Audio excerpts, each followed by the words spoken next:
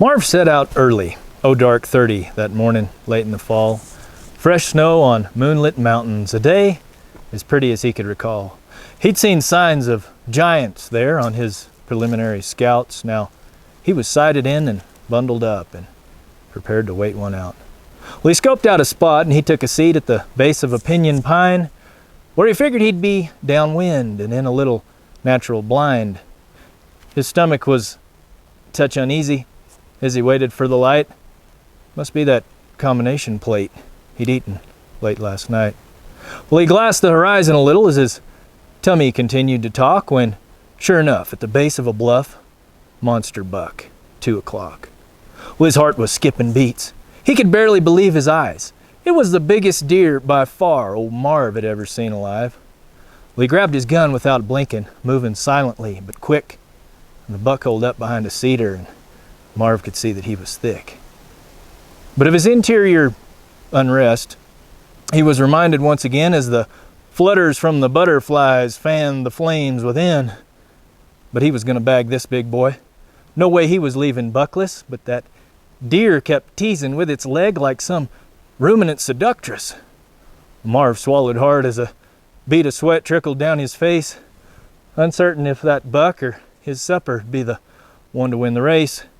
His eyes were locked on that leg, but something else was on his mind. The figuring as to how he'd get his britches down in time. Well, the deer looked like he might do it. He took a step and then he stopped.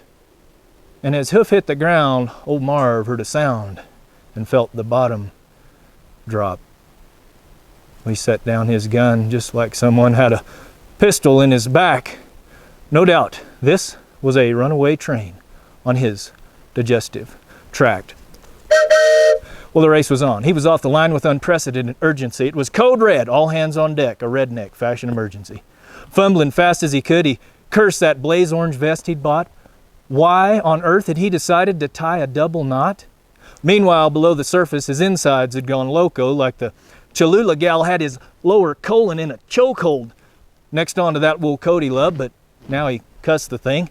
Dang these blasted buttons, must there really be 13? Jimmy Dean tried to set the pace, but a hoagie had to supersede as the fiber-rich Fiesta was a fighting for the lead. Marv was moving down the line while maintaining constant clinch. As the Spanish rice and refried beans advanced another inch, it was going to be a photo finish. And if he lost, one heck of a wreck. With his motor skills and a green chili enchilada, neck and neck.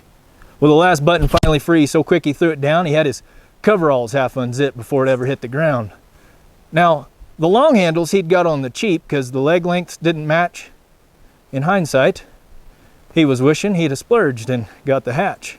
But they should be all that's left. He was just about to get her when for a second he froze when he exposed that bloomin' Christmas sweater. It was the doorstep of disaster.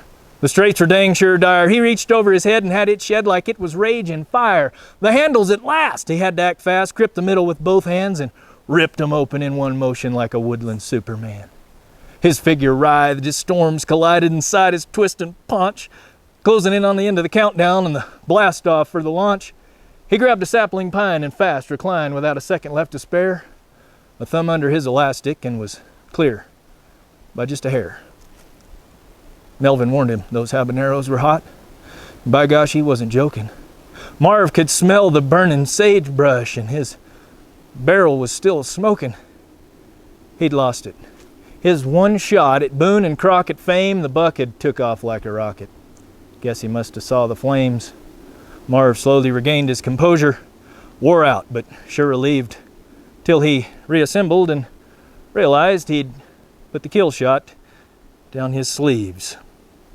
So if you're ever up high in the Sangre Peaks and you hear a grown man scream, move away from the sound and chamber around. You might see the buck of your dreams.